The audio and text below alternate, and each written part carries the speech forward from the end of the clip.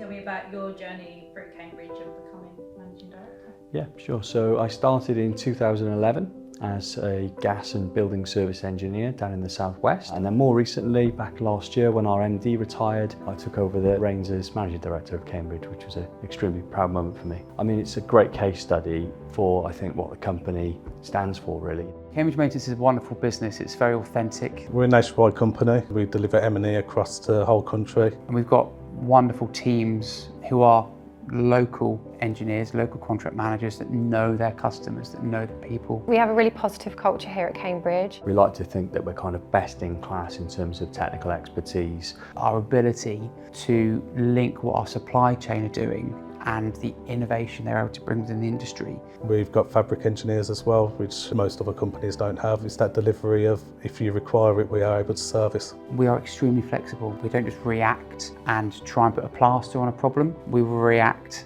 and fix a problem. We talk to our customers a lot about building partnerships with them. You know, we don't just want a 2-year agreement and then we walk away. From my experience with Cambridge engineers, not only are they exceptional at what they do from a customer perspective, they're also continuing to develop and they want to always get better. That's the ethos here at Cambridge. We all treat each other with respect. There's a lot of support. We continue to grow our people, but growth for us also means retaining what we currently have. When we speak to our clients, one of the most important things to them is not necessarily, the senior management, right? Because they're not seeing them every day. It's the engineer on the ground. It's the help desk member that they log a job with. If you look after those people and get those small things right, we've got a success ahead if we're able to achieve those things. Having come from an apprentice background myself, we're now at a point where we've got 11 apprentices in the company and that's growing.